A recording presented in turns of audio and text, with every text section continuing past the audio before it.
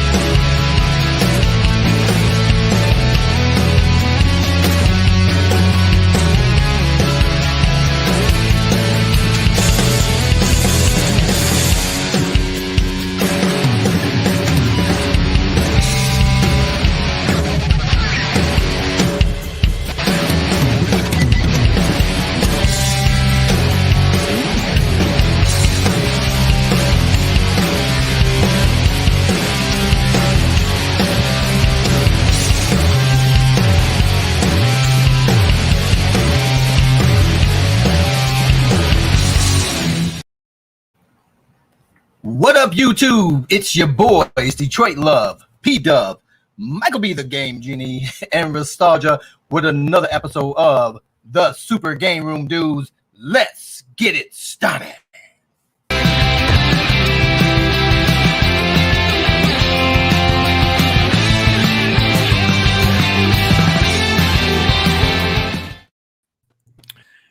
Hey, everybody. Welcome to another episode of the Friday Funhouse, the Super Game Room Dudes, your favorite arcade and gaming podcast show, broadcast weekly right here on YouTube. Guys, we're super excited because I don't know if you realize this or not, but this is episode 49. 49. And next week is 50, episode 50. Michael B., how do you feel about us hitting 50 episodes? Are you surprised we've almost made a full year of doing this broadcast together? Not surprised at all. It still feels like it's our first or second episode. It's still fun. It's gotten more fun, actually, the more we've gone along. It's cool. We need to get to 1,000 subs. Zohar brought up the 955. So, guys, get on top of that. If we don't do it by 50, we're shutting the channel down, and this is going to become a farmers-only dating channel. So get us to 1,000 or else by next show. Nostalgia, you gonna hang around after 50 or no, probably not. I mean, I've had my fun with you guys, but I think I'm done. I don't need to carry us anymore. I'll just let you guys do your own thing. And I think I've taught you everything I can. So you guys are on your own after this one. Yeah, Nostalgia. Nostalgia, every time we get off air, he's like, my shoulders hurt. And we're like, why? He goes, it's sore carrying the show on my back all day long. You know what I mean? And Carl, how do you feel, man? 50, bro. We're going to hit 50 next week. Hey, the show's older than me, looks like. So, hey, that's a good thing. Yep. Michael B., what water bottle do Hey, what are you have laughing today? about, Michael B? Oh, I've got the noisy one. Don't. Oh, he's got the Oculus one. That's right. Oh. That's why you're upset, because everybody here has an Oculus water bottle, but you, because you suck. Who's everyone? Who are we talking about? You Me? have one, Nostalgia. I do. I love it. I really like it. It's a great water bottle. It's fantastic. I can put a piece of paper around mine and have one. I forgot, Carl. So, as you guys can imagine, this is going to be the calm before the storm. We do have a very entertaining and exciting broadcast for you. We're going to talk about a lot of great topics tonight, but also we're gearing up for next week. Next week, guys, it's going to be like Super GameRoom Dudes Unhinged.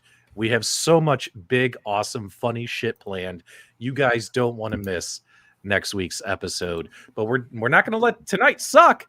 We're still going to have a pretty good time, guys. So let's get to it. So, one thing you guys can do to help us is let's get to 1,000 subscribers. Ever since we moved to this new channel, we've been eagerly waiting to hit that 1,000 subscriber mark. Guys, if you haven't hit that button yet, do us a favor, support the show, and you know what? Just do this.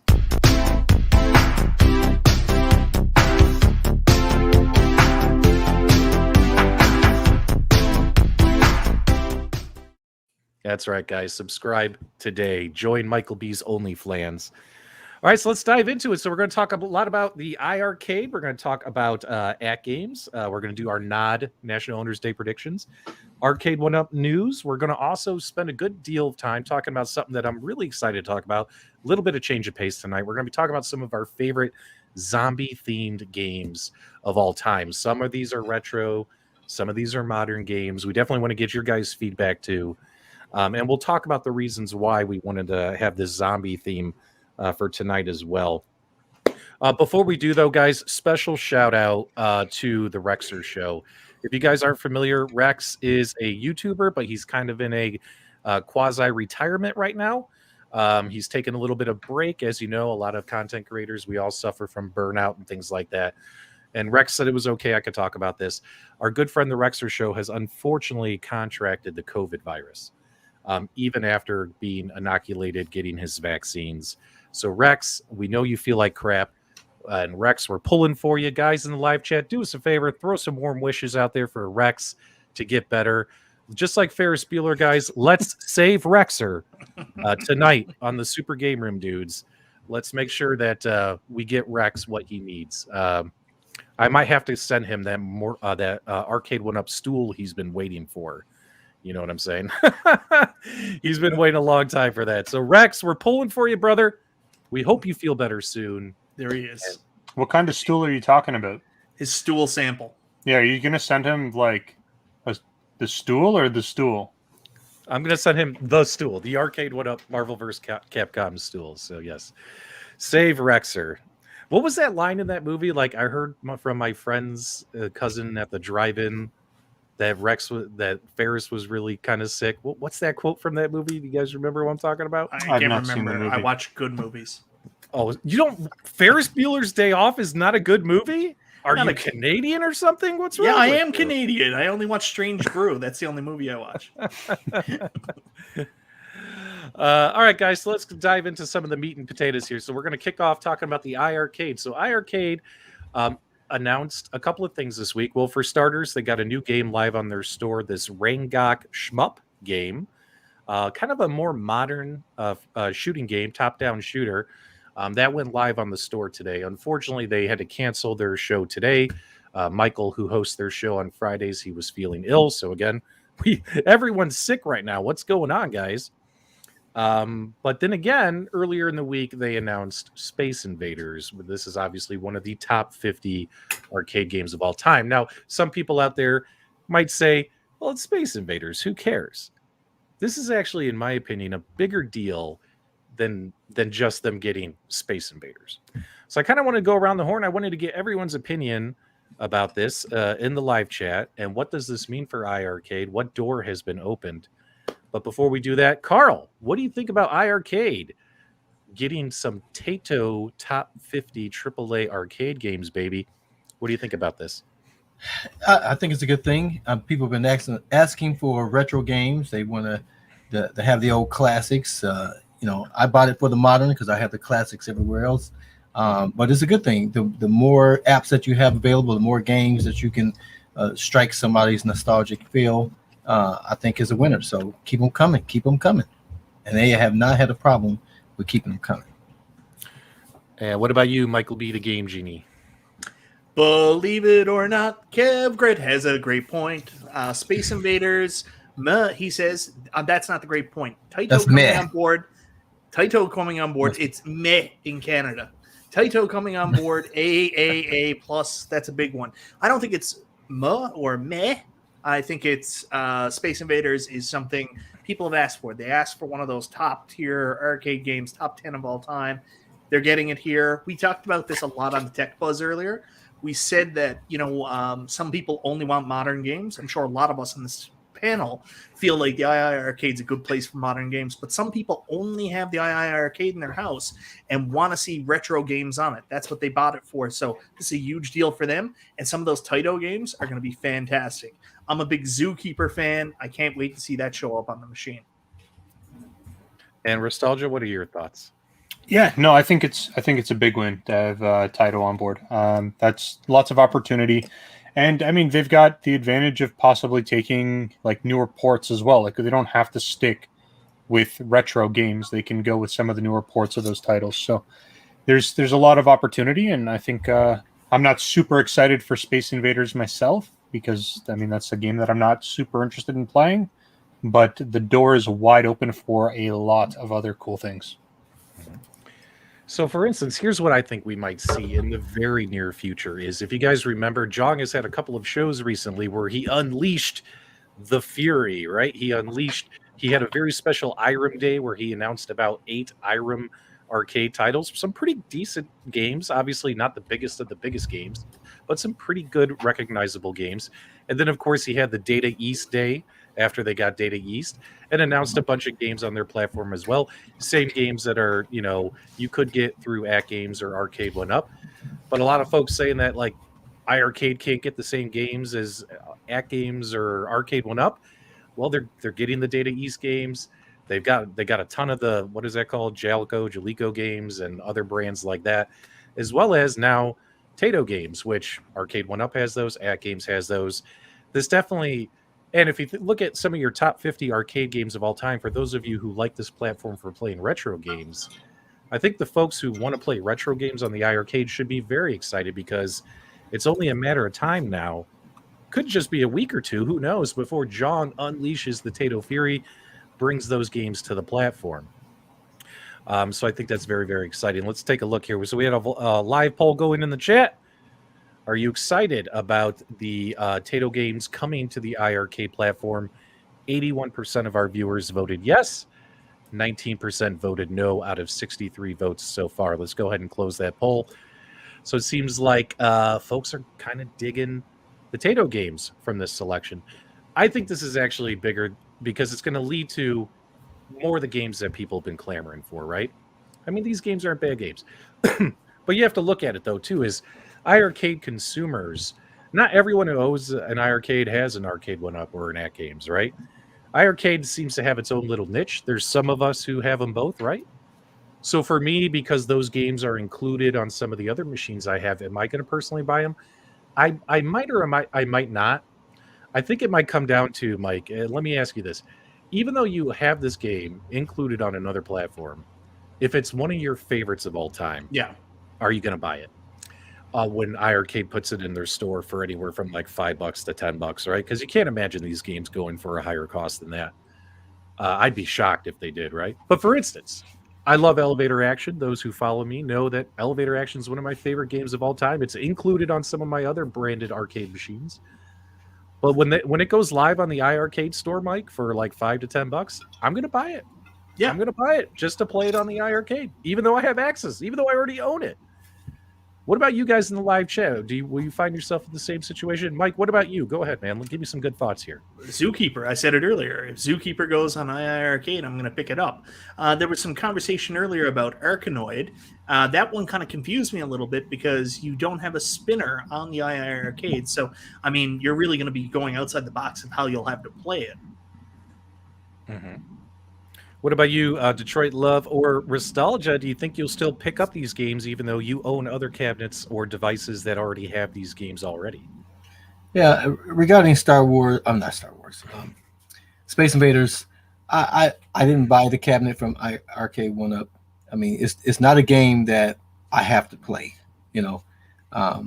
Like I've always said, I played Space Invaders until Galaga came out, and when Galaga came out, I never looked back. I did play. Who's the guy that we had on the show that showed you how to get the high score? Richie Knuckles. Yeah, Richie Knuckles. After his show, I played it for a little bit just to try some of his tricks. It's one of those games that you have to have on one of your cabinets for sure, because there's always going to be someone that comes over that wants to play it, that enjoy that. And so I say it's a must-have in your arcade in one way or another.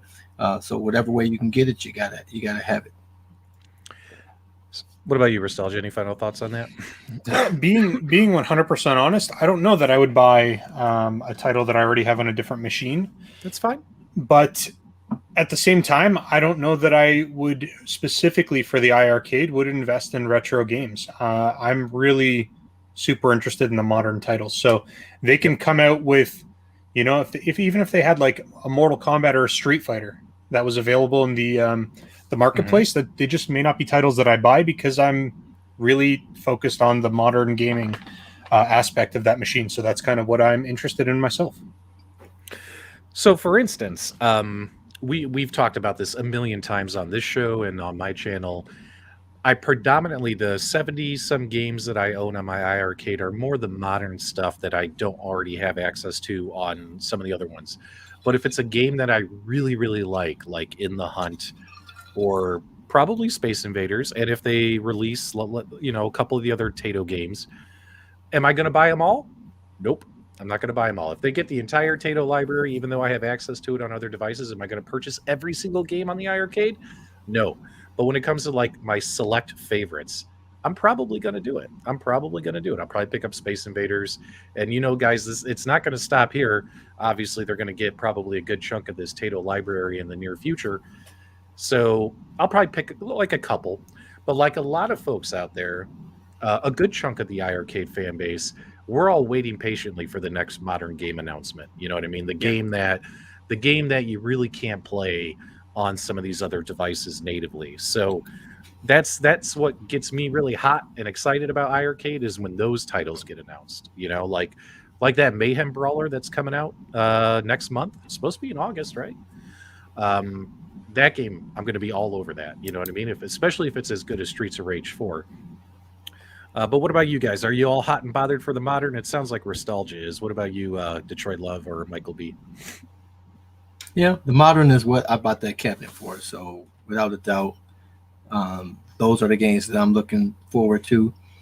I've been playing the Toe Jam and Earl, which is a game I had never played that game before. I don't even know what platform it came from. It's a pretty weird game. But I've been playing it for a bit, trying to figure it out.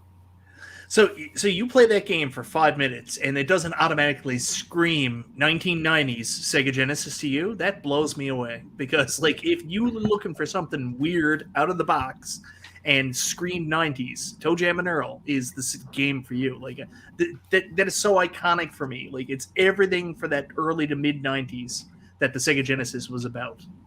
100% right about that. See, I disagree, because Sega was about sports, man. What are you talking about? You played sports on it. Them sissy games was for Nintendo. Okay, no. Weird shit. I don't know. When I think Sega, the first two franchises that come into mind are Sonic and Toe Jam and Earl. Yeah. Those are the two that jump into my mind right away.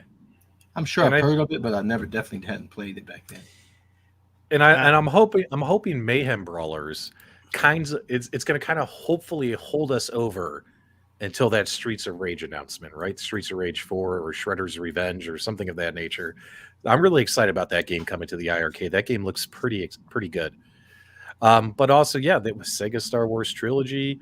Who knows what else, man? I mean, Soul Calibur. We would love to see some Dreamcast games. They've got the beefy enough hardware to do some of the Naomi titles that nobody else can do, and there's a market there for that. And I know that there's so many people at Chong to say, go get this game, go get that game. You really want to grab people's attention, it's those Sega Naomi arcade titles. If you can bring those to the iiRcade, you're going to get people that would never look at your system before to stop and say, oh, you know that meme where the guy's walking by with his girl and turns to look at the other girl? That would be them looking at iiRcade if you could bring those Naomi titles over. For sure. Mm-hmm.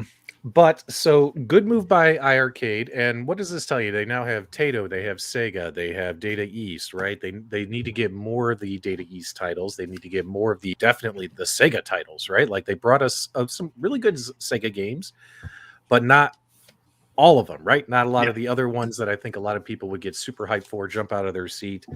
I mean, the partnerships keep coming, and would definitely love to see, excuse me, Capcom, Konami, Atari, and Bandai Namco to jump on board the iArcade train as well to help them continue to succeed.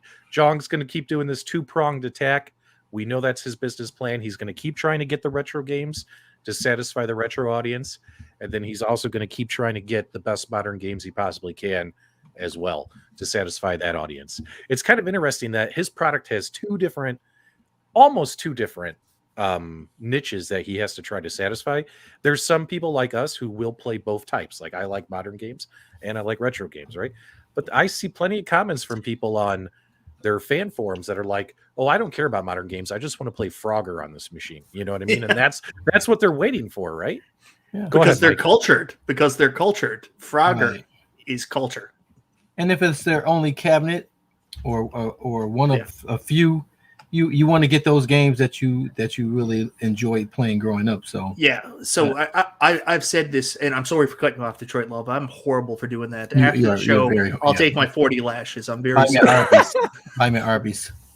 So I wanted to say, when I was on Tech Buzz earlier, I mentioned not everybody's fortunate enough to have a whole fleet of arcades that you can play everything on different things. There's some people out there that it's not a financial basis, but it's more space, or their wife probably isn't as flexible as mine, or is probably more than likely to kill them. They probably only have one arcade, and they chose the iiRcade. So that choice and being able to play a variety of games is awesome. That's a good thing to have. Yeah, I mean, because what other one is like that where you can just buy them from the store? You know what I mean? So that's the thing that they have going for them. You talk about the sound, the speakers being great and all that, but the ability to have that thing grow and not be static and not be the same 2 or 3 games that you bought the cabinet with is just awesome. Very good, guys. Very good. All right. So iArcade, John, keep them coming. We like what you're doing. Keep making good moves, sir. We want to see more good stuff coming. Let's kind of move on from here. I want to talk real quick about Arcade1Up. There's really not a lot to talk about Arcade1Up this week. We've kind of beaten this horse to death. I don't know how much more we can constantly talk about price increases and shipping and all this stuff. And obviously the Simpsons, and that's been a roller coaster, which got covered earlier this week. We could get Detroit Love and Nostalgia's thoughts on those because they didn't get a chance to make any videos about it. But the one thing I wanted to kick off the quick Arcade1Up conversation about is the Golden Axe cabinet. If you guys remember, I've been telling folks, hey guys, a whole ton, several thousand Golden Axe cabinets arrived in the United States a couple weeks ago, right? And they're making their way to the retailers for distribution, like GameStop, Canadian retailers, etc. And you guys will notice that the price increase has happened on this cabinet as well. Michael B., how much was the Golden Axe arcade cabinet with riser when it was originally for sale? Do you remember? On their website, it was $399. Then as soon as they sold it to the GameStop, it was $499. Now it looks like they've raised it to $549 according to this. This is the first time I've seen this. Right. And if you guys recall, I mentioned this several times during our past shows. I said this is the cabinet to keep an eye on to kind of figure out where Arcade1Up is going with their pricing. Were they going to take this cabinet and raise its price, even though you're not getting anything different? Like you're not getting Wi-Fi, you're not getting light-up control deck, you're not getting a stool, you're not getting anything else. Are they going to raise the price on this cabinet once it hits the retailers? And it looks like the retailers are already putting the placeholders on the website, confirming that the price is going to go up, even though nothing has essentially changed from the product itself. So this goes to show you guys that are they raising prices on this cabinet? Because who knows? I mean, God, I don't even want to have this conversation again. I'm so burnt out of it. But it just goes to show you that this is going to be your new pricing structure from Arcade1Up, at least through some of these retailers. $550 for this cabinet that was probably worth $400. Carl, what do you think about this, as well as folks in the live chat? Do you guys think that the $550 was a fair increase or too much? Well, again, if you love Golden X, like my wife loves Golden X, but she's not going to pay this price for it because she says no more cabinets in the house. But if this is a cabinet you love, where else are you going to get a cabinet that you can play for that price? You know, you're not going to go out and find a real one that's that doesn't stink of rat poo and mouse piss. You know what I mean? That's 30 years old. So I say I don't have a problem with it. I mean, I would like if it was the more ones with the coin box stickers on it versus the name list. But again, they're, like you said earlier, they're done with, like Michael said, everybody's not going to be able to get 20 cabinets. So they're not even caring about the groups of us that have multiple cabinets.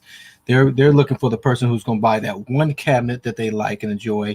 Maybe you can get 2 out of them, but they're setting the price for the one cabinet person. And whether you like the price or not, that's where it is to stay.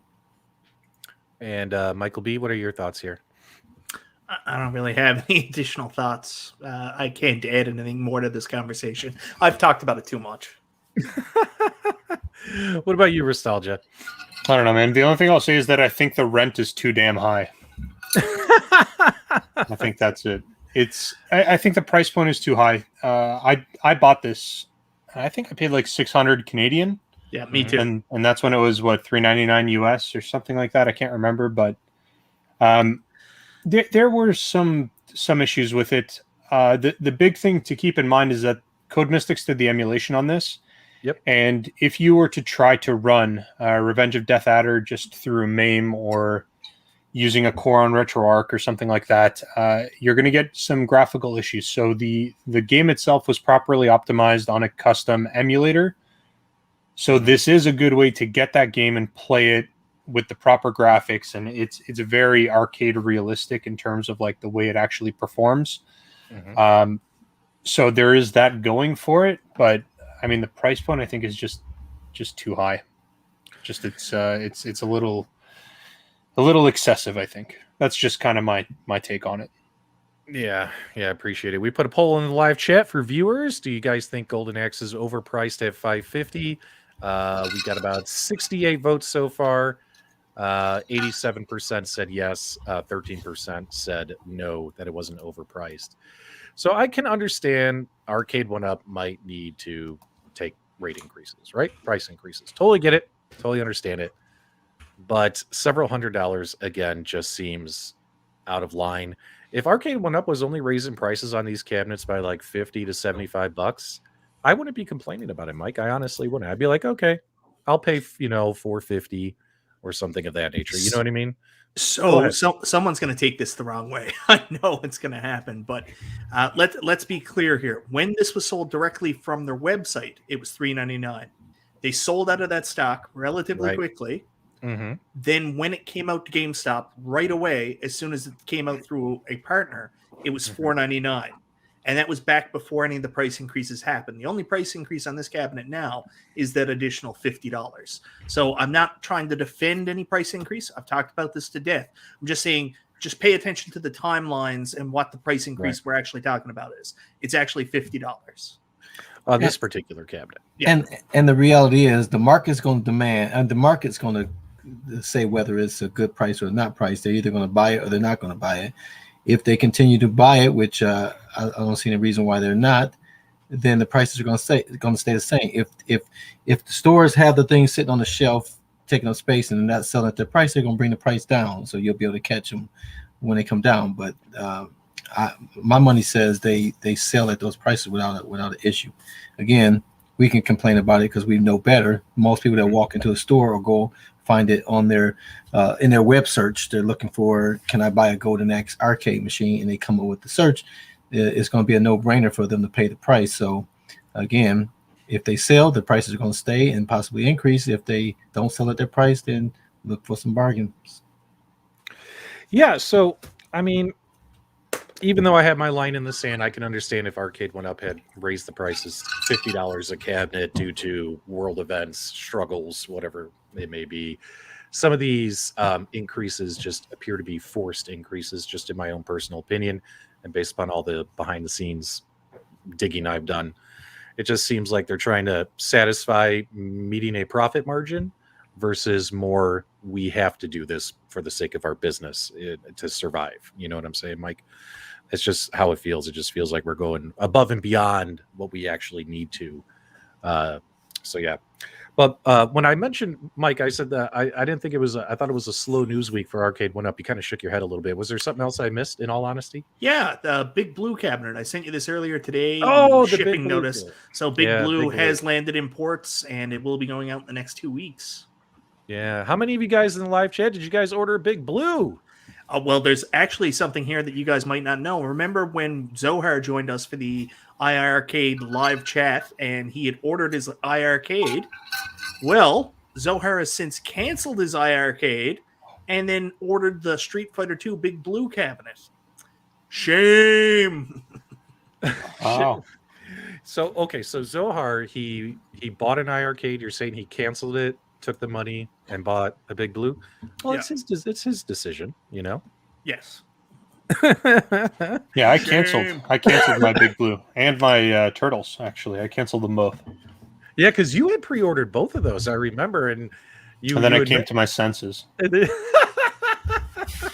Well, I canceled my Atari Legacy, and I'm regretting it every day. I wish it's I wish beautiful. Oh, it's so nice. I wish I had stuck with that one. Yeah, Now I'm every not going to be able to find it. Every time I play it, I'm like, man, Carl really screwed up. That I did. Once it gets some rat poo on it and some mouse piss, then you can sell it to me. Oh no! Because you bought it used from some guy who had all that stuff, right? Something like that. Is that what happened? Michael, I what? I bought something with mouse poo.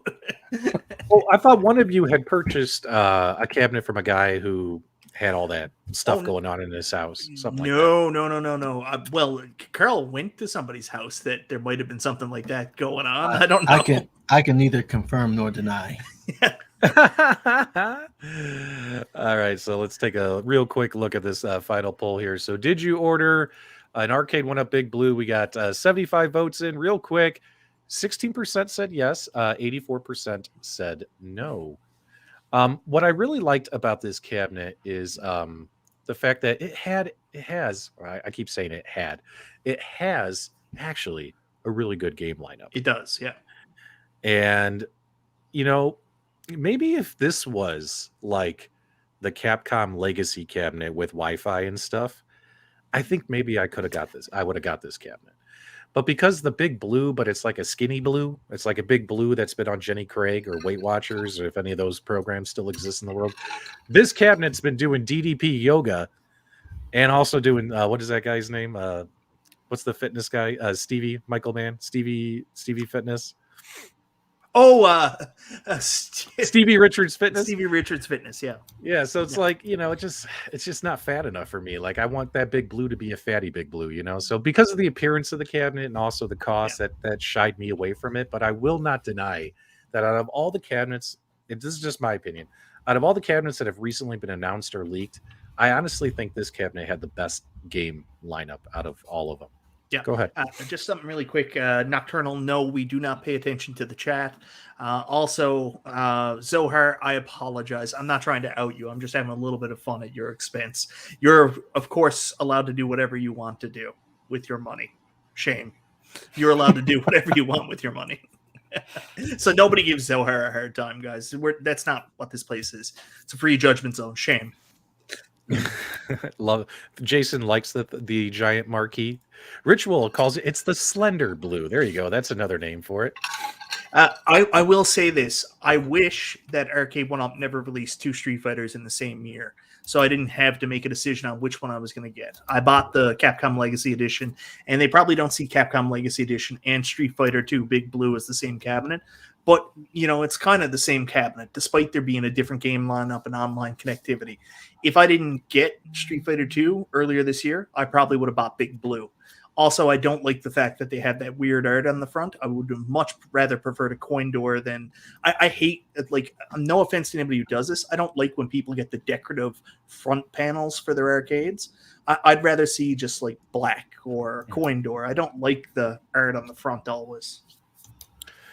Now, Some folks in the live chat are mentioning that there's some new Arcade1Up 2-player Countercades on Amazon. Guys, I'm on Amazon. I typed in Arcade1Up Countercade, and only the 1-player Countercades are popping up. I'm not seeing. How are you this gonna have 2 2-player. players in that little tiny thing? Yeah, I'm not seeing a 2-player Countercade, guys. Are you guys just teasing me in the live chat, or They is have it to really be. there? They're teasing you. If There's it's no really way. there, someone send me a Facebook instant message with the link, guys. You can't And even. now they're $3.99. What are you talking about? I'm making it up. I'm just going. Oh, now you're making it up. See, guys, I typed in Arcade1Up Countercade, and the only thing popping up on Amazon are all the 1-players. I'm not seeing. You some can't 2-player. even watch. You can't even watch the Countercade from the side because of the Yeah. screen resolution. So how are you gonna have 2 players? Oh, look at sitting on these! Look at these Countercades that are like $700 a pop. Holy hell! See? But they got See? 412 games. They got an elf in them. Right. There you go. All right, let's get off of that. Michael B, what else you got besides Big Blue is here and people are going to be receiving it soon? Yeah, Big Blue's here, and I mean Simpsons went back up, but I guess you don't want to talk about that because that's already been talked to death. Where I don't know enough about it. I want to know about. I want to know about the Simpsons. Does it have yeah, bowling? there you go. All right. Michael B, take it away, my friend. Take it away. So P-Dubs did a string of videos this week. If you've been following his channel, we're talking about Simpsons, and Arcade1Up put Simpsons back up on their site. And as soon as they put it back up, they said, yes, it does indeed have bowling. Then they took it down. Then they brought it back up, took bowling off it. CNET released an article saying, yes, it does have bowling. And then P-Dubs did a story later on the week saying the FCC regulation post that they had to put in indicates that bowling's on the system. So the second game's bowling. There's a trackball. We don't understand why the big deal is with them not being able to tell people bowling's on the cabinet. Some people are assuming it's licensing. P-Dubs has a really good angle on it that I think is the right one. It's a hard game to emulate, and maybe they're having problems getting it to run on their hardware, and they're still not there yet, and maybe that's why. We don't know. It's all presumption at this point.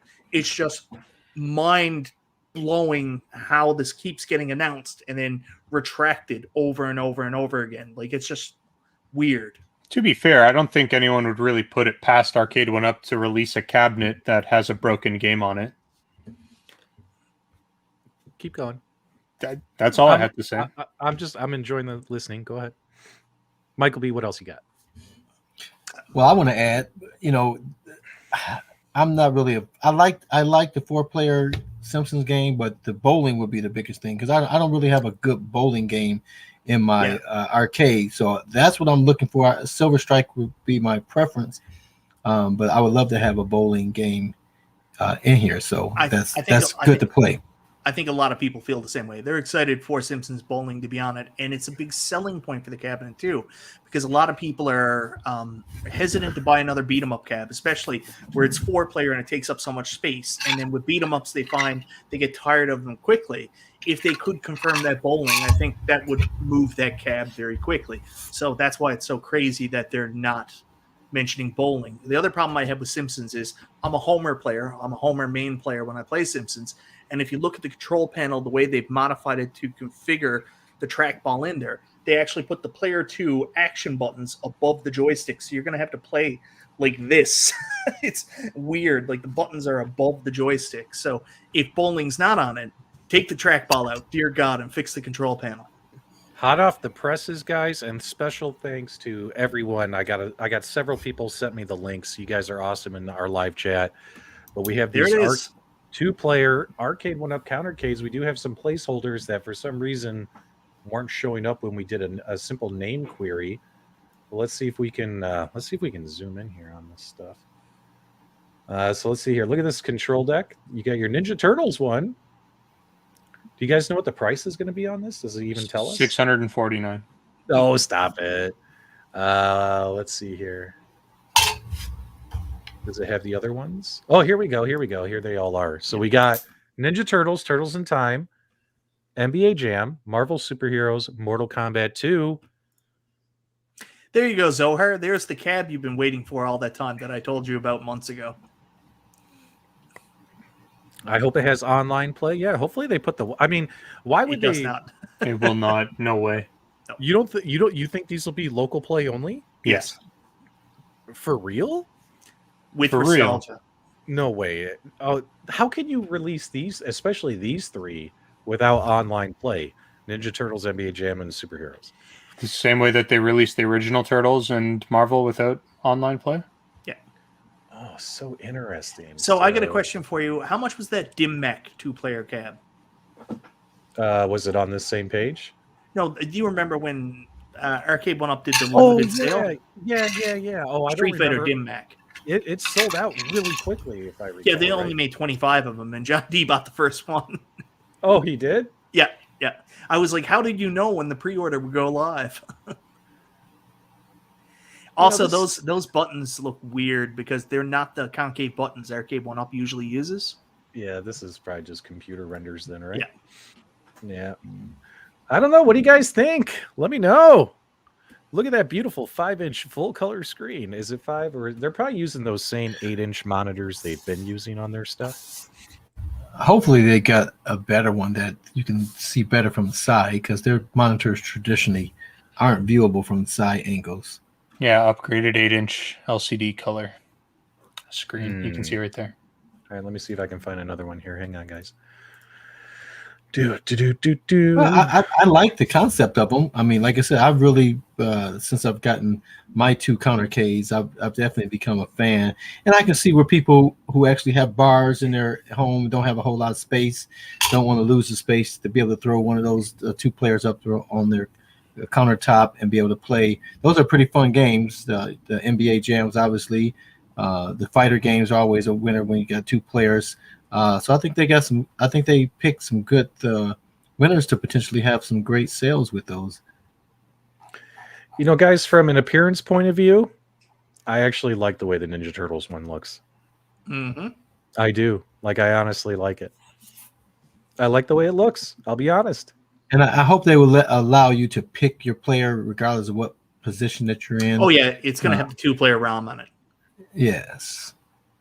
I think I like this one. I gotta check what's in my vape pen, but I think I like this one. And it's gonna be within my $500 line in the sand budget. You know what I mean? I like this one. Now, obviously, NBA Jam, I already have that cabinet. Marvel vs. Capcom, I have that cabinet. I do have my big Ninja Turtles cabinet, but it's downstairs in my garage. You know what I mean? Because I need waiting until I do renovations to put it back in the house.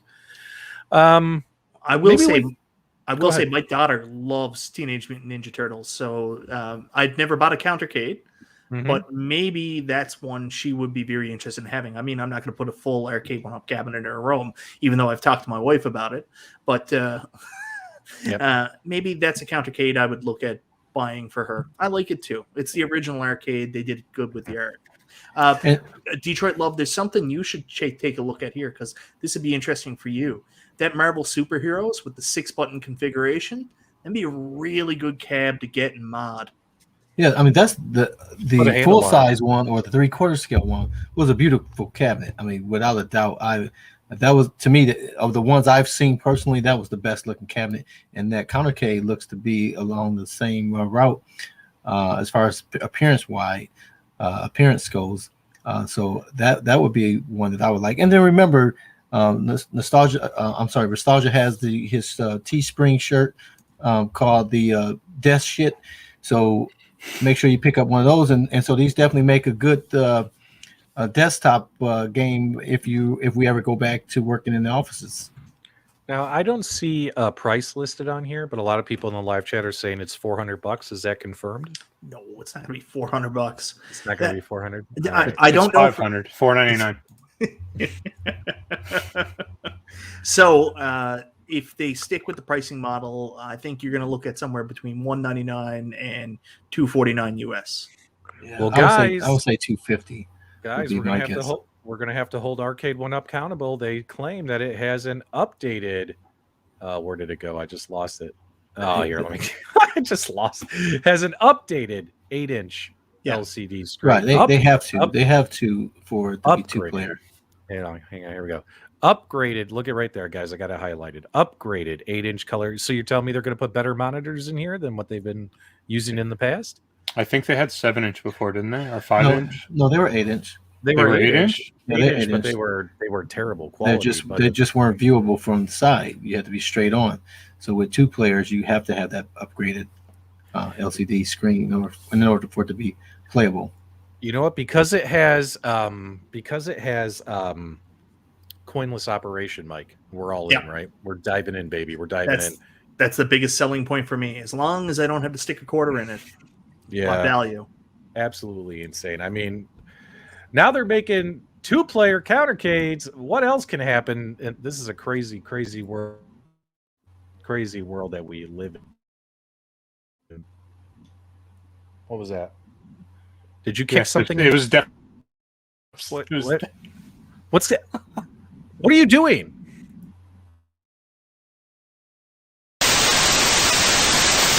The following announcement has been paid for by the Dude World Order. Hey, yo. Billionaire Bacharach and the boys at 1UP continue to raise prices. Over at the iiRcade camp, Zhang Xin and the team continue to lower prices. $100 off for the rest of the summer. That's one more deal for the good guys.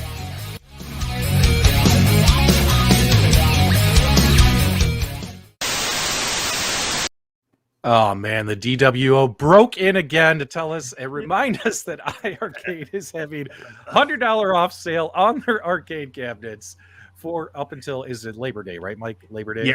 Yeah. You missed a golden opportunity there. Instead of one more for the good guys, one more for the dude guys. One more for the dude guys. So, and also, guys, just a real quick note. So, if you guys are do have an iiRcade, make sure you guys check out the iiRcade leagues this week. There's going to be, it's Fighter Week, which gets me hyped. I might actually participate because I love fighting games. And check this out. This week, they're doing Rage of the Dragons. First place will be awarded for highest score. Winner will receive a Shura Blaster, so they'll get a free game. And then they're also doing a second challenge. And the second challenge is you play Breaker's Revenge. 3 random players will win a free game. Super Take. Who is banging on the cup there, man? That's right. Just kidding. Super Take. And then the third one we got right here is Free for All live challenge. When Gunther does his live stream and he does Bomb Squad, if you join in on that, you could win a free copy of the Retromania game on the platform as well, guys. So just a heads up there. It wasn't me. That was Detroit Love with his ice in his glass. And P-Dubs, you are touchy, man. You gotta calm down, brother. We're gonna make a new shirt. Yeah. P-Dubs, eat a Snickers. But yeah, guys, Sure. so that's what's happening now. Does Arcade1Up, do they do any kind of league play or anything like that, or is that like, or is it like all community driven leagues? I've never seen any kind of league play like. I know they have, like, I think for Marvel versus Capcom, right? That's okay, Carl. So Marvel versus Capcom. I'm not gonna be beaten by Michael and his noise. Sorry, Michael B. Were you talking? Yeah. Okay, we can continue on with the show now. So, Arcade1Up has a ranking system for their online fighting games. So, with Marvel vs. Capcom, those fighters, there's a ranking system. I don't know about NBA Jam. I should, since I have the cabinet, but I don't know if there's a ranking system for online players or not. I don't play it online enough to know. Now, in Canada, does rank mean something different? Because is it stinky? They have a stinky league system? Is someone mowing their lawn now? Did you just... All right, enough. All right, let's get back on track. All right, guys, let's talk about Speaking of track, anybody got a train sound? All right, I want to get to. Oh man, are we? Yeah, we're gonna end up going long tonight because I do want to have the zombie conversation. We're pushing time here though, so let's get to AtGames. So full transparency, guys. Although a lot of us are, we have NDAs and AtGames will provide us information early. Said, hey, here's what we got coming out. If you guys want to make a video, make a video. If you don't want to make a video, don't make a video. I mean, that's how these things work, right? With content creators. As of today, National Owners Day is just a little over a month away. And as of today, guys, full transparency, they have not provided us the information yet. Too soon. If you think we have the information already, you're nuts. There's no way they're going to tell us a month ahead of time what's going to be happening on National Owners Day. And although Nostalgia below us, he gets some flax from some people who are like, oh, you work with AtGames. Well, he doesn't work for AtGames. He works with AtGames sometimes as a contractor on some projects, but it's project specific, right? So even Nostalgia doesn't know everything going on behind the scenes at AtGames. Isn't that correct, Nostalgia? Because you only know pretty much what projects you're working on. Would that be correct? That is a correct statement. Yes. All right. So the reason for the disclaimers, guys, is I'm trying to make sure we avoid any people commenting saying these guys already know, so these predictions are worthless or stupid or whatever, clickbait or stupid. We honestly, as of today, don't know what AtGames is going to be announcing on National Owners Day. So now's a good time for us to make our predictions, and hopefully, when they do give us the information, we'll be super, super hyped. Yeah. What's up, Mike? Well, I'm just telling people, mouthing that we know. We don't know. We don't know. Me and Nostalgia know. We don't know.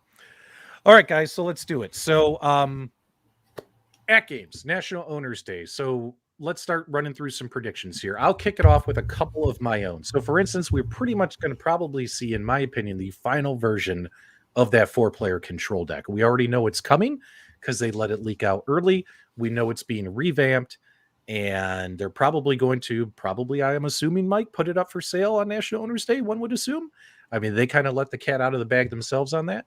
I'm really excited to see what the final version is going to look like. They did change it based upon the community feedback and responses as to its appearance and button colors and all that kinds of stuff.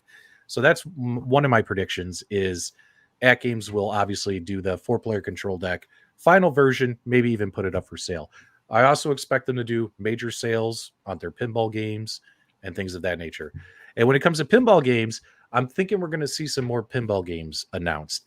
And what I have a feeling is, although they've been working on these TAITO pinball game packs, Mike, I'm thinking we might see, my prediction is this, National Owners Day, they're going to announce even more of those games coming, whether they're souped up versions of ones they've already done, or if they're going to be brand new, some of the other like TAITO titles that they haven't done yet, things like that.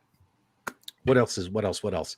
Also, I expect them to announce another new product, and I'm hoping we're going to see like steering wheel, swappable control deck steering wheel.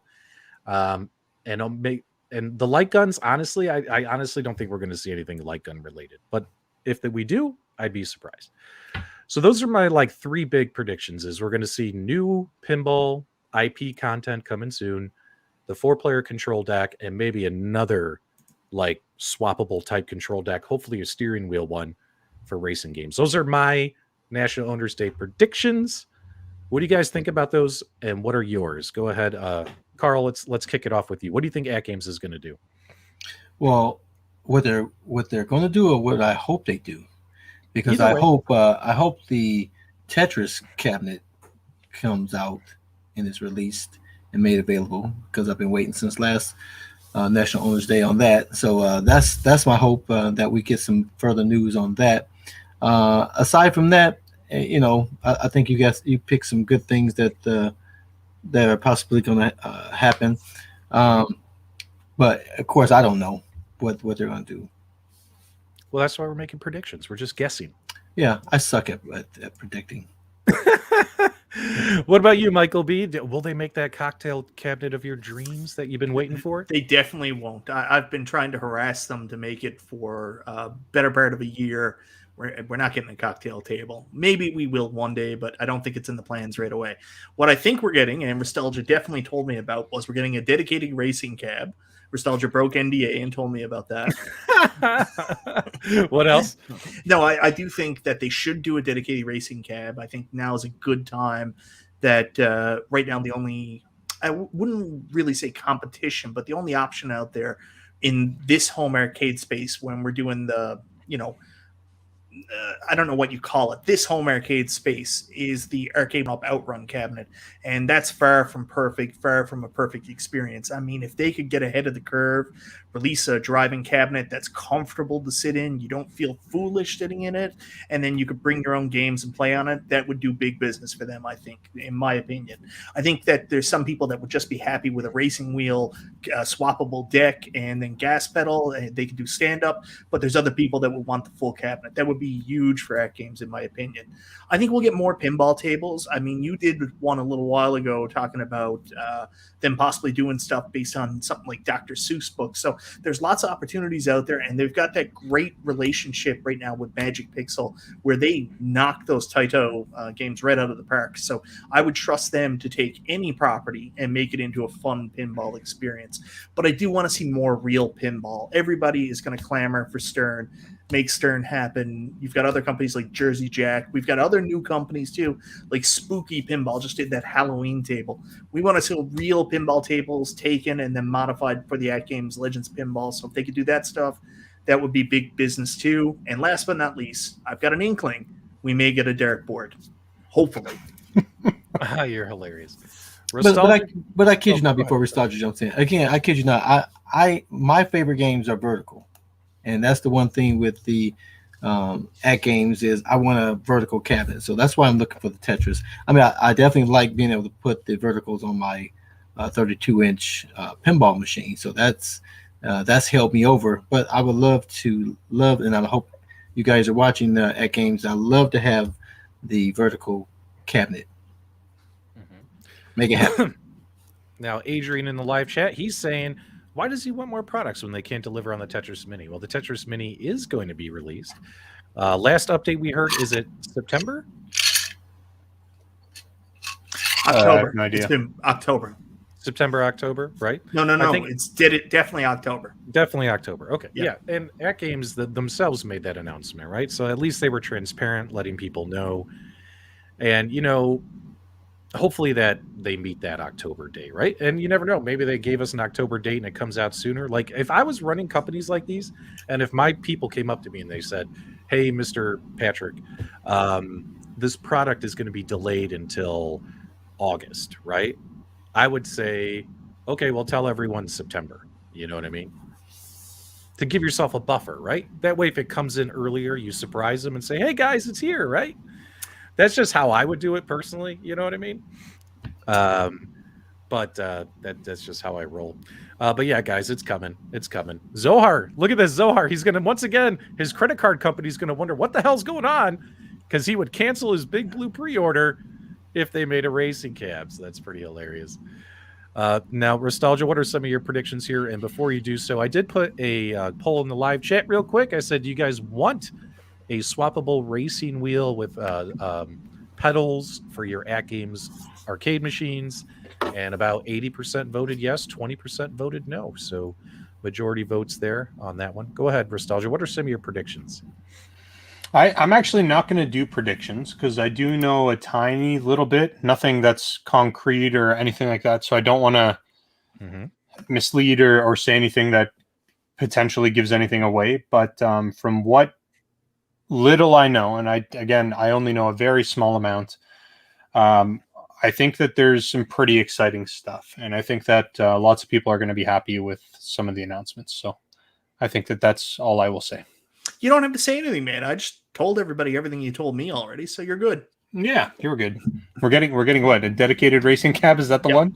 Yeah, Yeah, dedicated racing cab. It's going to have Crazy Taxi 2, and it's going to be Daytona USA. That's what we're getting. Oh my dude! And it's going to have special Michael B. the Game Genie branding on the side. Awesome. For real? Yeah. For real. For real.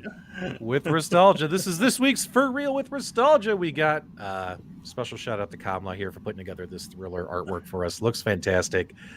Literally, I feel like I'm looking in look like side by side. Look at it's exact. It's pretty close. But my hair is getting to the point where it's not that far off. I've actually started to get like a mullet going on at the back of my head here. No, but like seriously, let's get back to this driving cab idea. If they could do a driving cab the same way that they have their system set up right now, where you could plug a computer into it and BYOG, like think about the awesome shit you could bring. Not just classic arcade racing games, but modern racing games through Steam, playing them in a sit-down style. Playing Forza? Right? That would be crazy. Yeah. Right? Yeah. Totally dope. Totally. Bro. Or that new cruising game on the Bro. Switch. Yeah. Bro. Bro. Bro. Well, yeah. I mean, AtGames, what's interesting about them Bro. is there's a lot that they can do. Like, those were my predictions of what I see actually happening. Now, we all have big dreams, right? We all have big audacious goals or big dreams.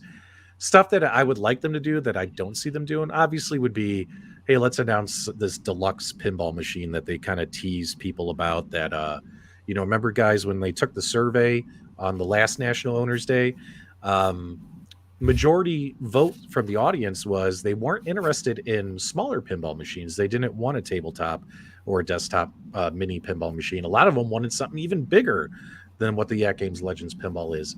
But when I take a look at it and I'm like, their pinball machine just came out like this year, like what, December, January. It's still being firmware upgraded. It's still in its infancy. They're still adding additional IP and games. Do I see them releasing this deluxe one with a bigger screen, bigger back glass? I would love it, but I just don't. I just think the pinball machine is still new, in my opinion. Like, it just seems too soon, is what I'm trying to say. Do you guys agree or disagree with me, or do you think they'll go nuts?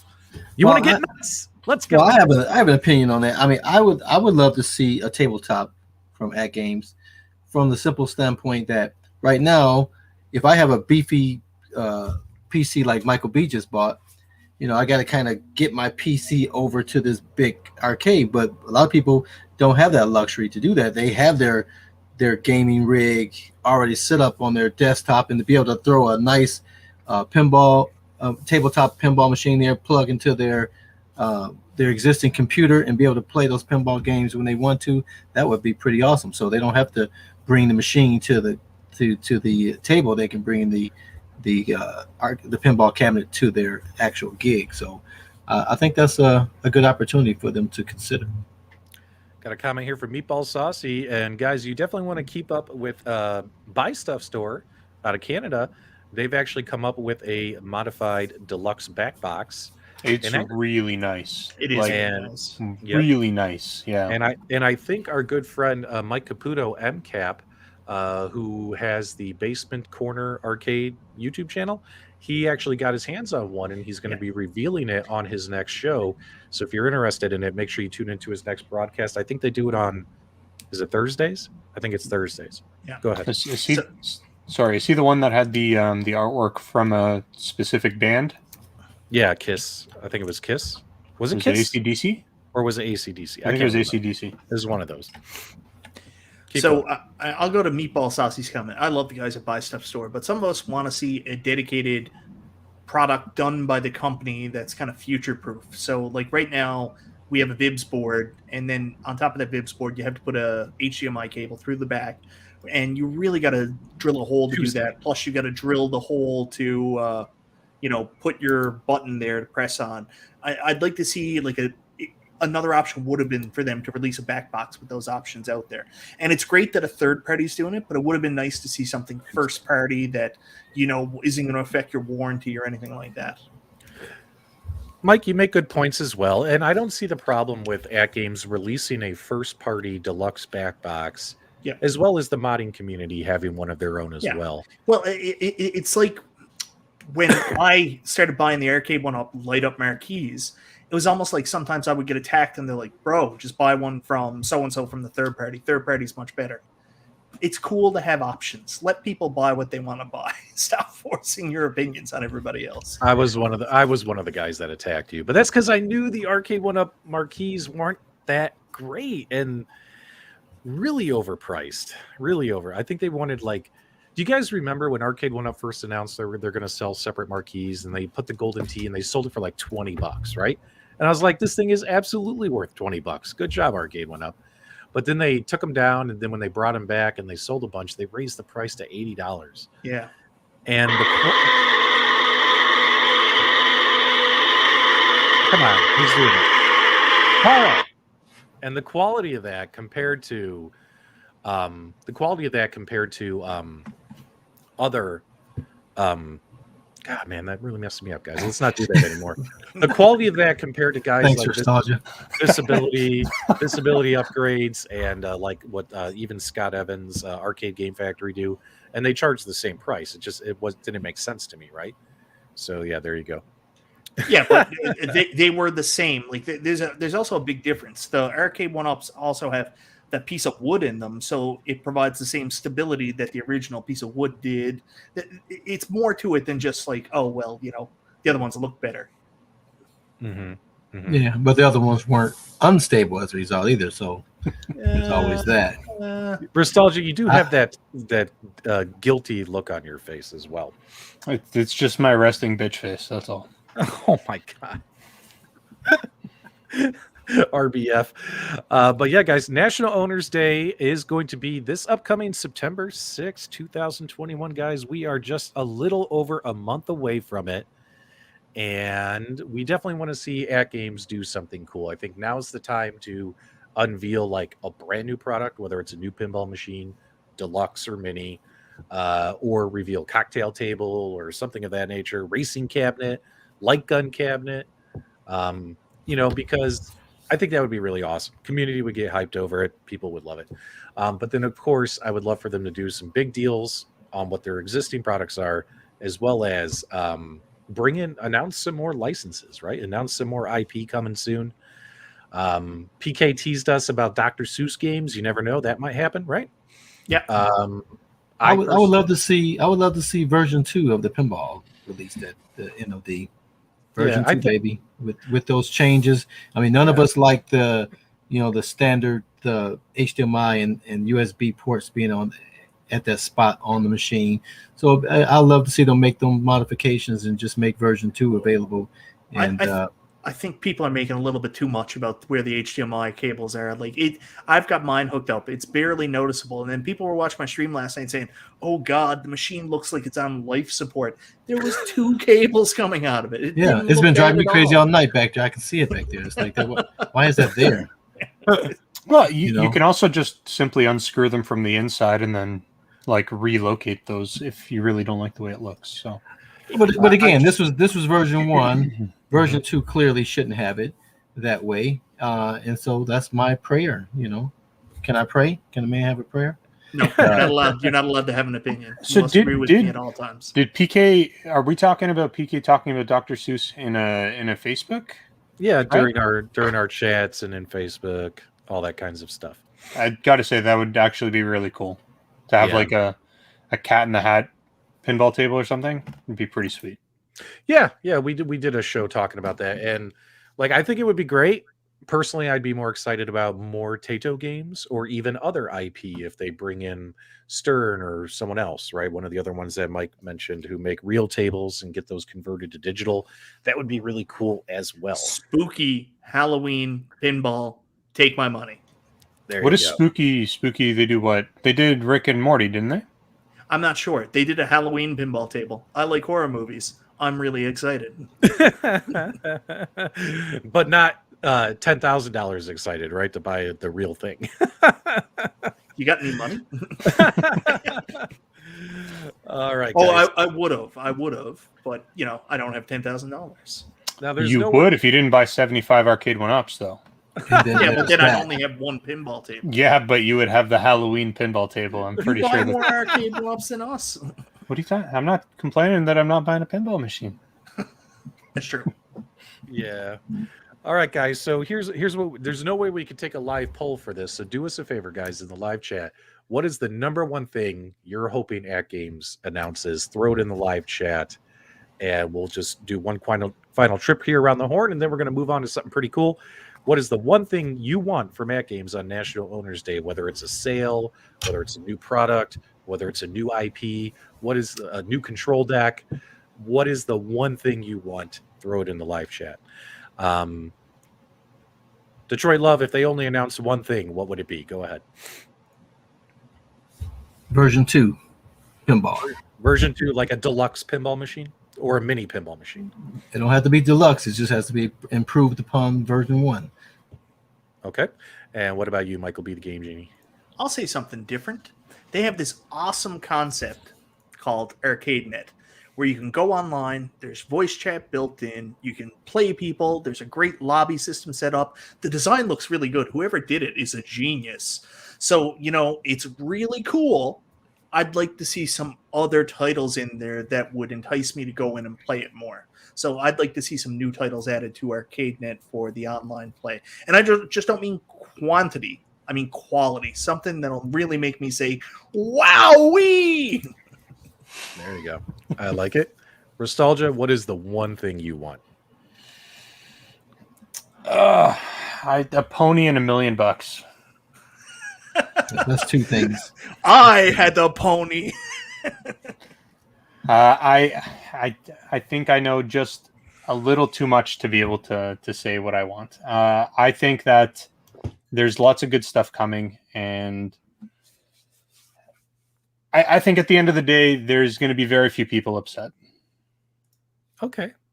There you go. So, man, a lot of people, it seemed like the majority was saying we want a deluxe pinball machine from what I was looking at in the live chat, or they were looking for a deluxe back box or a racing cabinet seemed to be the things that I saw the most in the live chat. A new arcade machine with a new user interface and better hardware in it, that would be kind of cool as well. But I would have to put that in my big audacious thing. You know what I mean? Not my most likely to happen category. But yeah, if AtGames said, hey, we're going to come out with like a arcade cabinet that's really more full size, 32-inch screen, premium controls, and a better user interface, that would be super dope. You'd want a bigger screen than 32. If you're going full size, you probably want to stick with like a 40-inch. 40-inch. Yeah, that would be cool. But again, more unlikely than reality, although that would be awesome.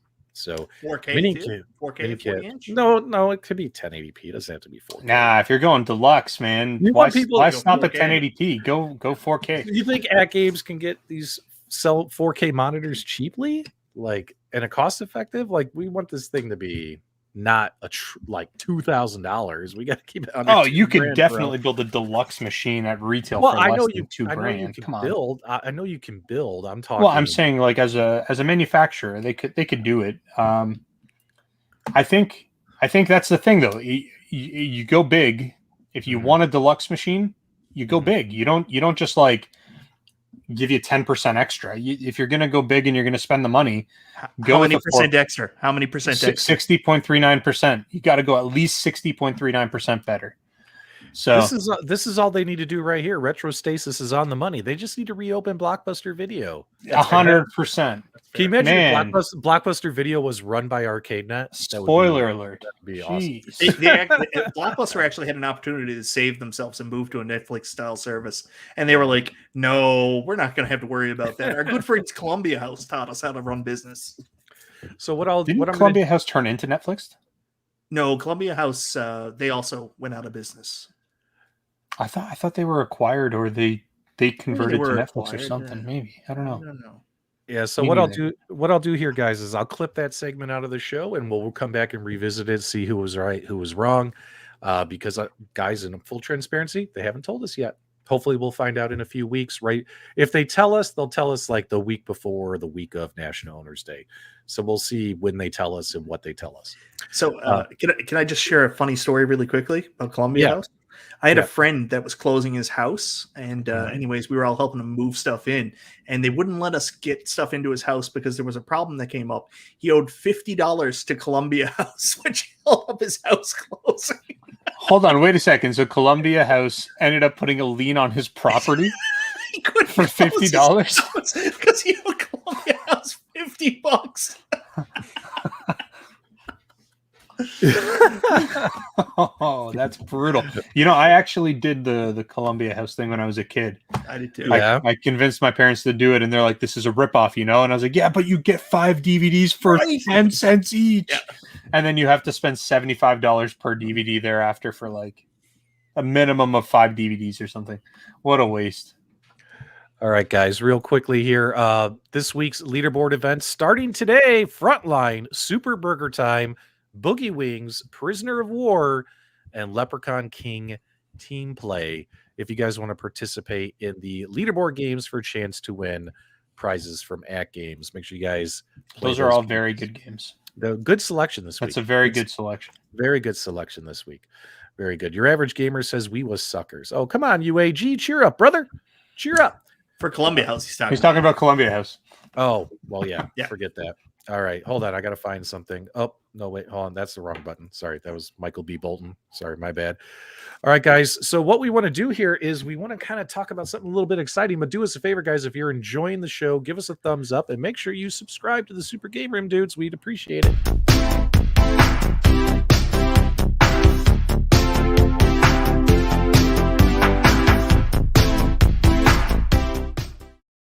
Now, I want to talk about something exciting. I'm actually surprised it took us this long to get here, but this week, a couple of really cool game trailers dropped for a couple modern first-person shooting games that are zombie-themed games. You had Back 4 Blood, and then also World War Z Aftermath. Both of these trailers dropped, and it got me a little hyped, and then it made me start thinking about all these great zombie games that I used to play and that I really loved. And also, on top of that, Walking Dead Season 10 showed up on Netflix, and one reason I haven't released any videos this week, guys, in all honesty, I've been watching Walking Dead Season 10. Like, I've honestly been watching TV instead of filming YouTube videos. But I never saw Walking Dead Season 10. I kind of gave up Season 8 and 9 because it was getting really boring. Season 10, it's like they brought all the action back, you know what I'm saying? Season 10's so good. So good. So I'm in full-blown zombie mode, and we're going to have some fun talking about some zombie games.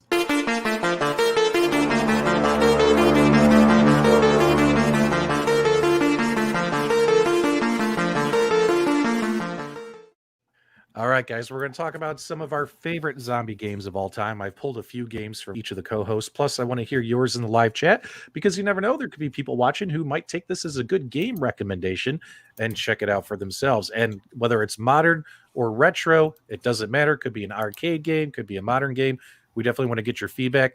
Michael B. the Game Genie, look out behind you. The cat is on the counter. Uh-oh. And I'm not even joking. Hold on, guys. We got to stop the show here. Is he going to take a crap right now? That's Marilena Evans. Oh no, she jumped down. All right, cool. We just had to make sure the cat wasn't going to drop an anchor live on the Super Game Room Dudes. That would have been hilarious. All right, so let's go nostalgia and let's pick. You gave me a couple. Tell us go ahead. Tell us. The cat's very distracting. Favorite zombie games nostalgia. Favorite zombie games. How do you want me to do this? How do you want me to do this? You want me to give like a top three, or what do you want?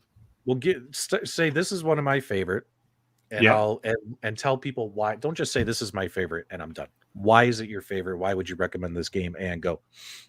You want me to give you my number one pick? Let's go. Or what? Let's go number one because the show's already running long. Number one pick. Go ahead. Number one pick, The Last of Us.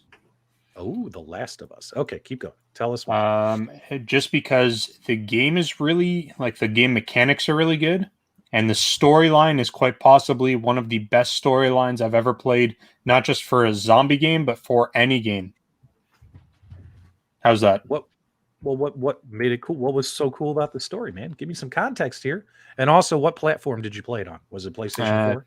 Yeah, PlayStation 4. I think that is what it was only released on, was PS4. PS3 game, and then it was ported to PS4. That's right. Okay, so I played it on the PS4. I played the ported version. That's right.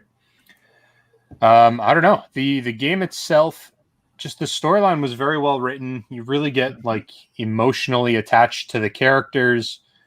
There's a lot of like character development. They really focus on those characters. So it was just a good game. If you haven't played it, it is a 100% must play. I don't know. I don't know what else to tell you. It's made by Naughty Dog. Have you played? I would agree. I would agree. I've never played it, and I've never seen it. I've watched it as a movie because my daughter has watched somebody play it online, and the game was just incredible. I hadn't had the PlayStation 4 to be able to play it, but it's an incredible game. I've watched it, and they watch the same things over and over and over. So I've seen pretty much this thing three or four times over. But it looks like a really cool game to play. Yeah, I was about to say, Nostalgia, have you played Last of Us 2 yet? I haven't yet. I was gonna buy it on launch, but Yeah. with life being crazy busy, I knew I wouldn't get to play it right away. So I will probably pick it up at some point. Maybe, I don't know, if this year it goes on sale for Black Friday or Boxing Week or something. I'll snipe it. It's been on sale sporadically since Christmas of last year. So I got it around Christmas time for $39 Canadian. So I've had it since Christmas, and I've still been trying to get to it because it's longer. It's like a 30-hour game this time. Oh, it's what was the first one? It was like, yeah, between first 12 and about, 15 like, hours. your average 12, 15 hours. Yeah, I definitely am excited for that. But no, Last of Us, I think, in my opinion, the best zombie game that's ever been made. Very good. Very good. Michael B., what's your favorite? What's your go-to if you want to play in the world of the undead? Resident Evil 2. Resident Evil 2. Tell folks why. Original or remake?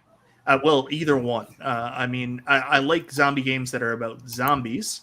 I'm a little frustrated with where Capcom has gone. Like, they're still really good games, but I don't consider them to be zombie games anymore. It's survival horror, and sometimes it's survival action horror. But the original Resident Evil series, and especially Resident Evil 2, which is really my first foray into the series, was so iconic of being scared, like the liquors coming out and terrifying me.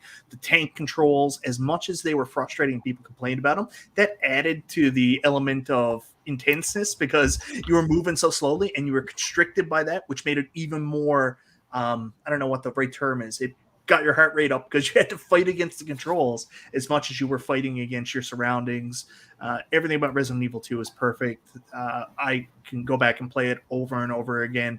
And man, oh man, did they do such a good job with that remake. I can also play that over and over again. I've been so frustrated with Capcom and like what they've done with Resident Evil over the years. I do like the last two games, but like 5 and 6 were so bad. And too actiony. This is really the heart of Resident Evil, and they should have kept just doing this over and over and over again. I would have been happy with that. Yeah, Mike and I are big fans of the Resident Evil series, and this was actually in my top list as well. Resident Evil 2, the original, definitely one of my favorites. Highly recommend playing this game. And then of course for me, although it's not really zombie game, Resident Evil 4, which I think we've talked about before in other shows. Although the zombies instead were what? They were like the Plagas, but it's kind of the same. It's kind of the same premise, right? You know what I mean? Well, it's kind of like Last of Us. They take a new take on zombies. Last of Us is mold zombies, and you're dealing with like plant zombies. Yeah, but I absolutely loved Resident Evil 4. Played the living heck out of that game. Beat that game. Love the storyline. Love the just everything was just beautiful. You know what I mean? And I just remember when you're first playing the game, you walk around. I'm like, you know what? I'm just gonna kill some crows. You know what I mean? And then sure enough, and my favorite part, probably that was so intense and no BS. I was literally sweating when playing. Was when you get to the part in the castle where you rescue the girl, but then you have to play as the girl. You guys remember? Yeah. You have to play as the girl. She's got no weapons, no way to attack the zombies, and you kind of creep around, try and avoid detection. And it's so nerve-wracking. You know what I mean? It was such a great part of that game. I thought they did a really good job reinventing Resident Evil with 4, and I was excited to see where the series went. Like, I agree, Resident Evil 4 is a masterpiece. They took elements of other games that were really popular at the time, like added in quick time events from God of War. There's some other stuff too, I can't remember. It's been a while since I played it, but it was an interesting direction. Leon was my favorite character, also being a big Resident Evil 2 fan, so it was great to see him back. And I mean, at the time, like, it was a GameCube exclusive, and for GameCube owners, we were dying for something cool to come out. So Resident Evil 4 was such a big deal. That's what made the GameCube cool. Was like, no one else has this game but us.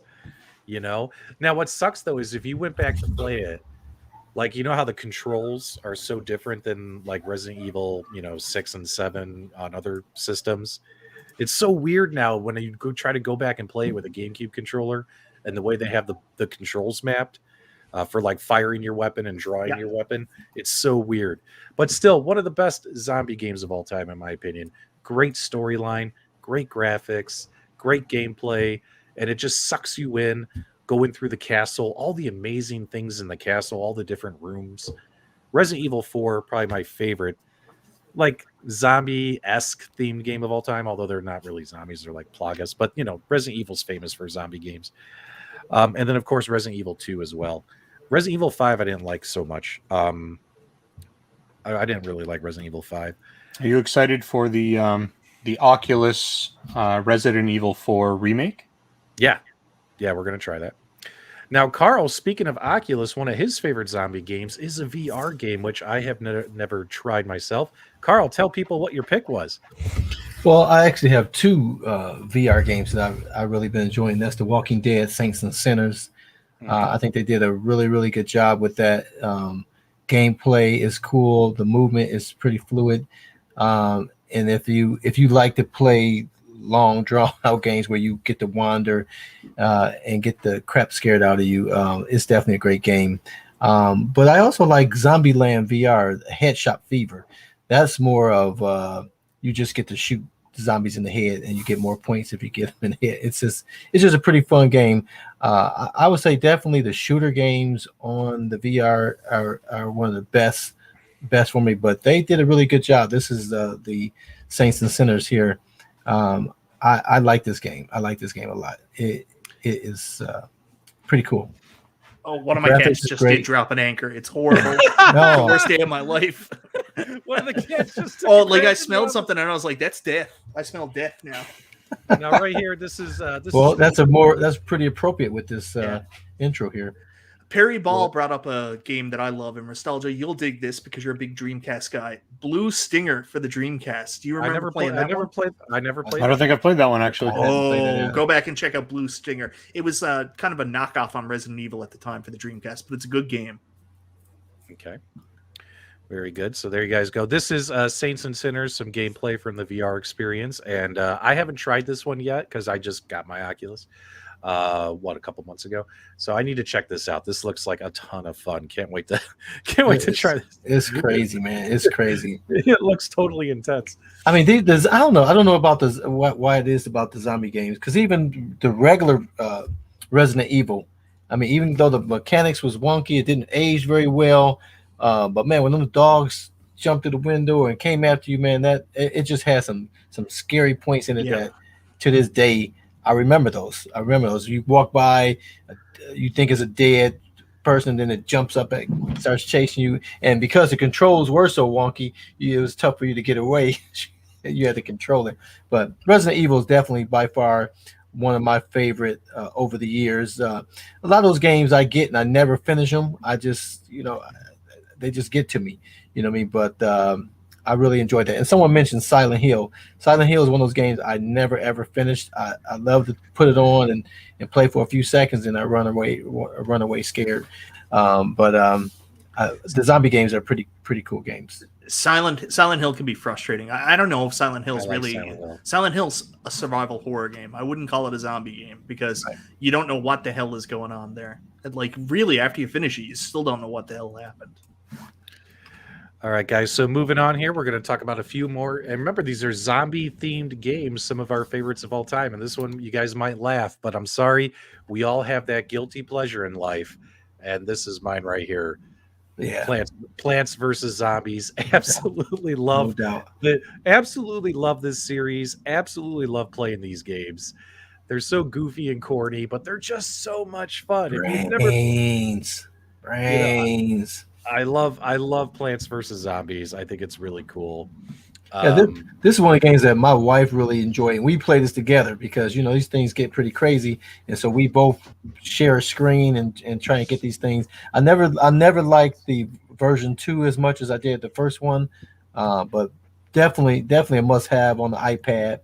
I hadn't played on any other platform, but on the iPad, it's a perfect game. Very good. What about you, Michael B. Nostalgia? You guys ever play Plants vs. Zombies? Nope. You're too cool. Pretty much, yep. I hear you. Now, which platform did you play it on, P-Dubs?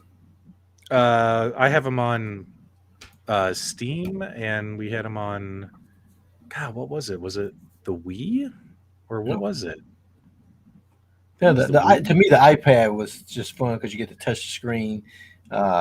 You got all the stars, suns dropping. It just seems way easier. I think I would get a little frustrated on any other platform than the iPad. But if you have an iPad, I'd say it's a must have on it. Yep. Rubicon says Plants vs Zombies Pinball and FX2. Got to check that one out. I hadn't seen that. I will have to check that out. Yeah. Now, obviously, when it comes to retro zombie games, I think a lot of us enjoy Zombies Ate My Neighbors, right? That's always a fun game. Although I don't think I ever beat that game. I play it, run around, and then eventually would probably get bored and turn it off. But it was still a fun game up until that moment. Yeah. You know what I mean? Like, I don't know how really to explain it. Like, I like the game, but not enough to commit myself to get to the ending. So there's a re-release coming out this year of Zombies Ate My Neighbors that everybody's pretty excited about. It's always been a game that I know is like a cult classic. People are really big on. I've owned it a couple times, but I've never been in love with it. Mm-hmm. It's not one of my immediate go-to games. Mm-hmm. Okay, and then also I think a lot of us really enjoy playing House of the Dead, right? Yeah. On rail shooting game on the Wii, House of the Dead. Really lots of fun. How many of you in the live chat like that series? And I think isn't that one of the ones that people are always begging someone to make an Arcade1Up? Yeah, like they're always wanting Arcade1Up to make a House of the Dead. House of the Dead 1, 2, and 3. Nostalgia, you would like House of the Dead, wouldn't you, my friend? I would. I might like Time Crisis better than House of the Dead, though. Yeah. What about you, Carl? You like House of the Dead, House of the Dead 2? House of the Dead was a remake? There were a few of those games in that series, right? Yeah, I've only played the first one. But yeah, I definitely like to have a shooter. Yeah. Yep. So if you own House of the Dead on Saturn, you're a very rich person right now. My first experience with owning a House of the Dead game was actually House of the Dead 3 on Xbox. I never even played the game with a gun. I just played it with the controller and moving the trigger around, and I love House of the Dead 3. What a fun experience. Rail shooters are fun. Like this is probably one of my favorite series, and I would very much like an Arcade1Up cabinet to be made. Yeah, it's any of those shooters is definitely a coinless adventure is much more pleasurable than pumping coins into. So give me any shooter that I don't have to pump guns in. Pump quarters into, and I'll grab it. Well, it's tough because when they made the at-home conversions, like a lot of times this happens. Like Steven's going to say, "Get good," but like I always found House of the Dead 2 and House of the Dead 3 was a little bit more manageable. But I found House of the Dead 2, the difficulty was way too jacked up on the home version, where you only had so many lives and continues. Like that is a game meant to be played with the immediate quarter in. Yeah, and like all those arcade games, when it's money motivated, they made them tougher as they came out more. So if they made them a coinless one, probably the first one is probably going to be the best one, period. Yeah. To have in those type of games for that reason. Now, what's really cool is when you have these random conversations with your friends, you actually find out that some of them might have some of the same interests as you. That you probably never knew of. So, for instance, it wasn't until I messaged these guys earlier today and started, interrogating them. What are your favorite zombie-themed games of all time? Nostalgia comes up and he tells me how much he likes the Walking Dead Telltale series, which I absolutely love. Now, I didn't play every single season. I played at least I think the first 3 seasons, and it was such a. It's such an easy game. You know what I mean? Like all you do is you just move the cursor around and you find what you need to click on and you click on it, right? And even that story.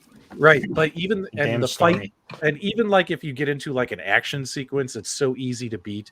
But the reason the Telltale series was so good was, like Steven said, the story and the voice acting. Absolutely amazing. If you guys have never played the Telltale games, I think you guys should give them a shot. I absolutely love these. And Nostalgia, what are your thoughts on this? Rest in peace, Lee. Rest in peace. How many of you guys played the Telltale? Let us know in the live chat. Michael B., did you ever try any of these Telltale games or anything like that? No, the only Telltale game I played through was the Back to the Future one.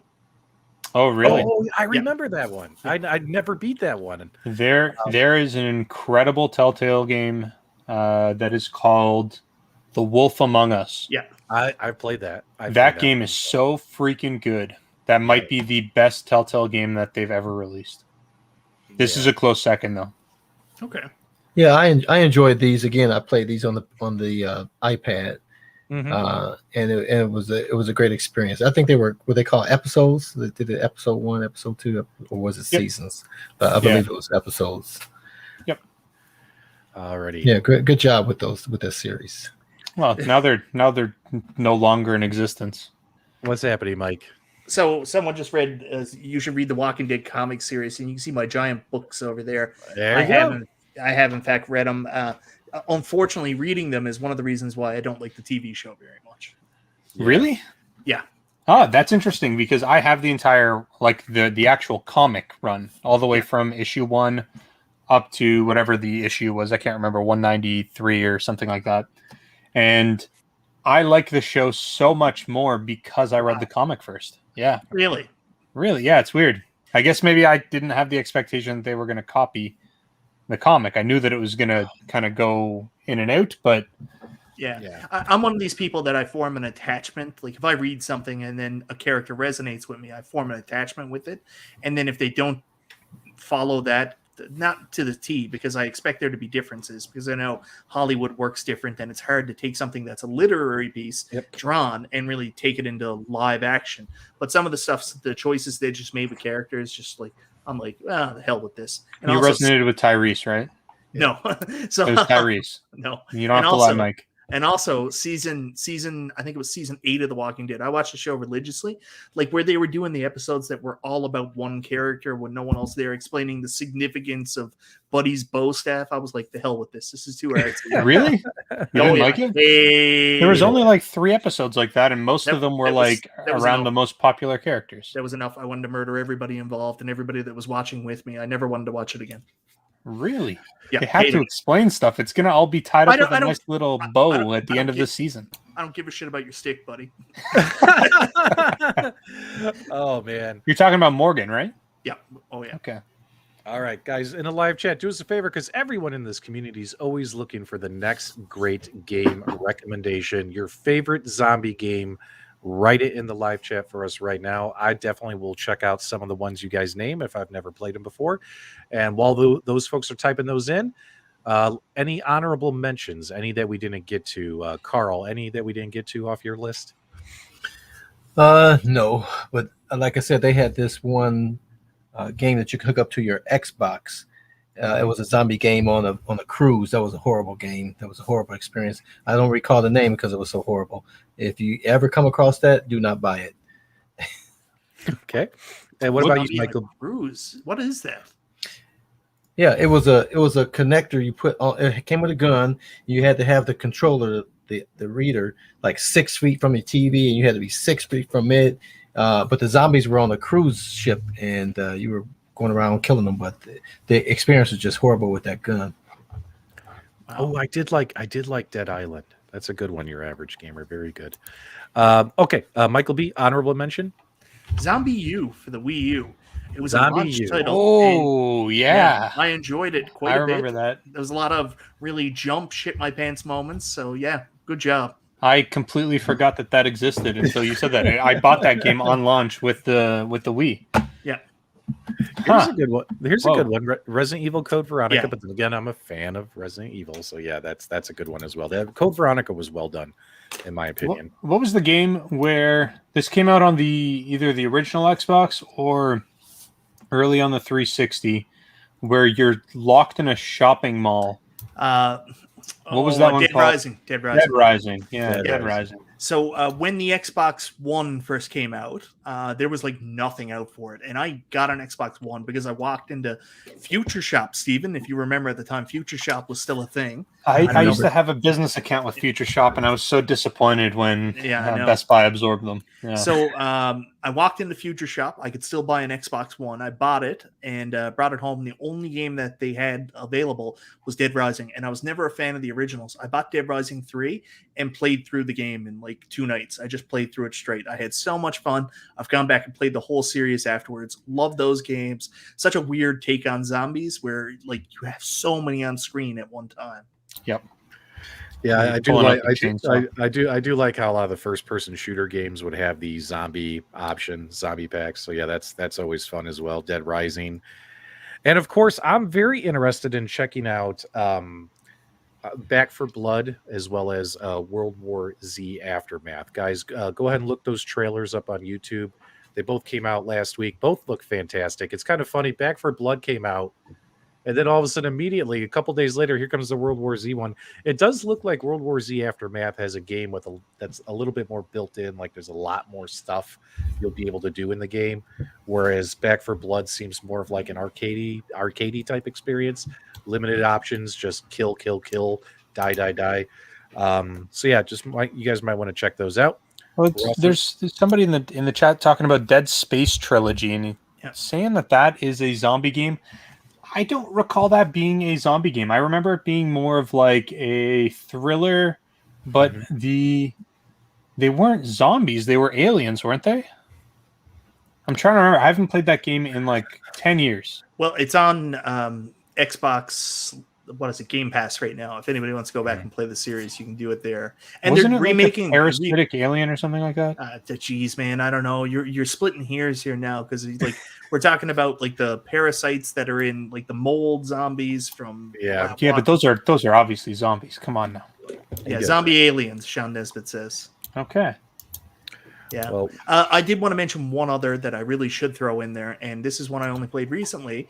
I replayed Red Dead Redemption, and it was the 2-pack with the Xbox 360 game. Oh, yeah. That also came with Red Dead Redemption Undead Nightmare, and that was a blast. I really enjoyed that. Yeah. And just to clarify, Stardust 727 did figure out what it was. It's called Voyage of the Dead. It's a Mars light gun series for Xbox One. Steer clear from that. Those Mars light guns are horrible. Do not do it. Save yourself some money. Well, I gotta tell you guys, that was really cool. That was a lot of fun. You guys have given us all some great recommendations of some games to check out. While people were putting that in here, I wrote a few of these down. I'm definitely going to check out these games because I love zombie themed anything. This was really cool, man. This was really cool. We gotta cue this one more time.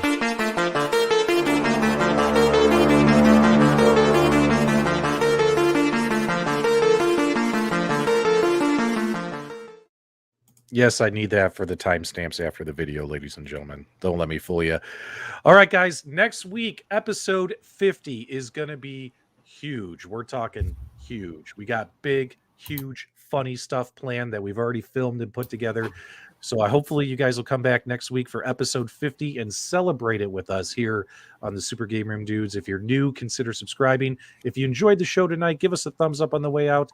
Carl, send everyone on their way. And if you've been here for a long time and been a buster and had subscribed, change it now. Let's take care of that. We appreciate you. Thanks for watching. And until next time, we'll see you on the web. 50 next week. Woohoo!